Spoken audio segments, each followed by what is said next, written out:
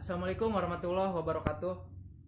Kembali lagi dengan saya Anggarian Irawan dari PGSD Penjas 5A NIM 1802214 dan nomor absen 35. Seperti biasanya saya akan membuat video tentang kedaruratan medis, yaitu kedaruratan medis 6.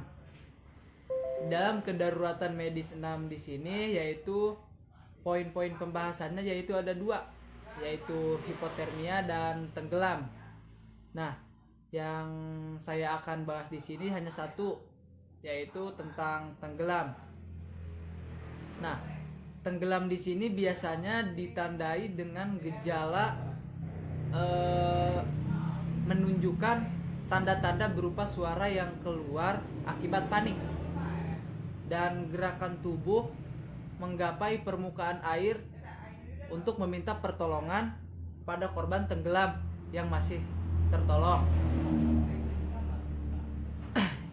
Dan gejala yang nampaknya adalah biasanya pada korban tenggelam yang masih tertolong itu gejalanya yaitu seperti batuk-batuk, muntah, sesak napas, nyeri dada, terus area sekitar perut yang membengkak dan wajah membiru dan dingin.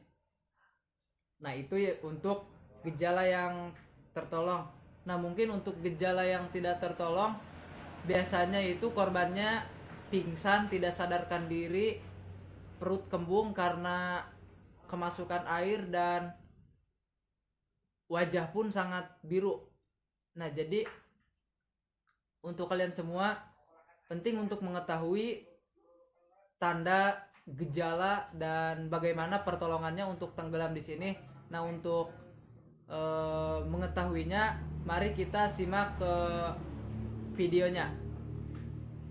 Nah, di sini yaitu pedoman pertolongan untuk korban yang masih bisa ditolong atau merespon gitu. Nah, kalau misalnya berada di air atau kita penolongnya ada di perahu, kita bisa menolongnya dengan melakukan cara begini, yaitu menggunakan alat seperti pelampungnya disodorkan ke korban yang tenggelam ini supaya bisa berpegangan pada kita. Nah, contohnya seperti ini. Yuk.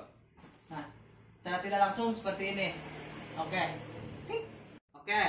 Tadi itu untuk pertolongan dan penanganan untuk tenggelam yang berada di air yang tidak terlalu dalam.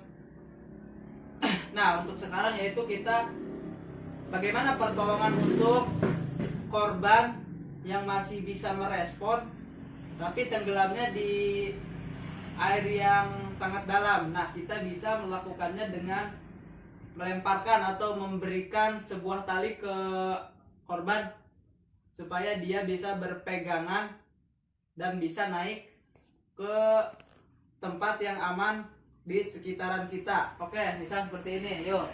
Nah, seperti ini. Kita tarik supaya dia bisa mendekat ke kita. Nah, oke. Nah, terus kalau misalnya si korban udah tertolong, udah ke tempat aman, penanganannya yaitu pindahkan penderita. Sudah jelas, pindahkan di sini yaitu dari air di bawah. Kalau misalkan kita nolongnya sama sampan, kita naikkan ke sampan agar si korban ini bisa tenang. Terus lakukan pemeriksaan dini. Kita lakukan pemeriksaan dini, apakah ada yang cedera, apakah ada gangguan-gangguan yang terjadi dalam organ tubuhnya. Terus kalau bisa berikan O2 bila ada. Nah, terus jaga kehangatan tubuh penderita supaya si penderita tidak terlalu kedinginan dan lemas. Nah, itu untuk pertolongan tenggelam pada air yang dalam dan penderitanya itu masih bisa merespon. Oke. Oke, selanjutnya penanganan terhadap penderita tidak respon di air dangkal. Tadi kita sudah lakukan penanganan yang masih bisa merespon, sekarang yang tidak bisa merespon. Yang pertama yaitu pertahankan jalan napasnya dengan melakukan topangan punggung penderita seperti ini. Kita lakukan topangan di punggung penderita dan usahakan agar kepala dan leher tetap stabil. Terus pertahankan wajah tetap ke atas bila respon dan menghadap ke bawah jika tidak respon. Oke, kita pertahankan wajahnya supaya ke atas supaya bisa lega untuk bernapasnya. Nah, jika penderita tidak respon di air yang tidak aman, itu tadi untuk penderita yang tidak respon di air dangkal. Ini untuk penderita yang tidak respon di air yang tidak aman, berarti lebih dalam. Kita bisa memposisikan penderita di atas papan spinal. Jadi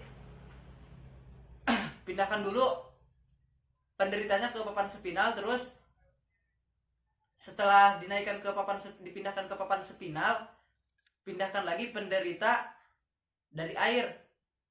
Dan kalau bisa beri napas buatan bila perlu, kalau misalnya sangat sulit untuk disadarkan, atau kita bisa menekan dadanya seperti di gini supaya apa? Supaya air yang ada di dalam tubuh si korban bisa keluar dan bisa langsung sadarkan diri terhadap korbannya. Nah, itu untuk penanganan untuk penderita tenggelam yang tidak bisa merespon baik di air dangkal ataupun di air yang tidak aman atau dalam.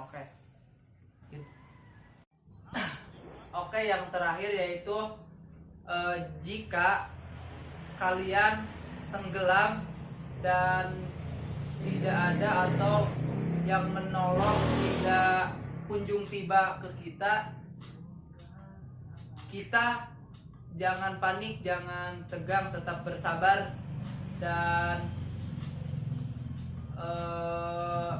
apa sajakah yang harus kita lakukan sambil menunggu pertolongan datang ke kita. Nah, untuk lebih jelasnya apa saja sih yang harus kita lakukan sambil menunggu pertolongan tiba? Nah, yang pertama yaitu biasakan atau biarkan wajah tetap menghadap ke atas. Sebelumnya mohon maaf, yang pertama yaitu lentangkan badan kita di air, terlentang seperti tidur. Tangan dibuka lebar seperti ini dan kaki juga dibuka lebar. Kalau misalnya memakai sepatu, biarkan saja sepatu itu tidak dibuka. Karena apa? Sepatu bisa membantu badan kita terapung. Nah, terus wajah nih, biarkan wajah kita menghadap ke atas supaya kita bisa tetap bernapas. Dan kedua itu, kalau misalnya di sekitar kita ada aqua atau kompan atau benda-benda yang terapung, kita bisa mengambilnya dan terus diletakkan di dada kita seperti ini, sehingga kita peluk supaya kita bisa bertahan sampai datangnya bisa bertahan sampai datangnya pertolongan kepada kita. Nah, itu untuk Uitmed. Jadi itu untuk apa saja yang harus kita lakukan ketika pertolongan tidak kunjung datang kepada kita. Kita bisa melakukannya hal-hal seperti tadi. Oke. Nah, mungkin cukup itu pemaparan dari saya tentang materi kedaruratan medis 6 yang saya ambil, yaitu poinnya yaitu tentang tenggelam. Jadi kurang lebihnya mohon maaf. Billahi taufik wal hidayah. Wassalamualaikum warahmatullahi wabarakatuh.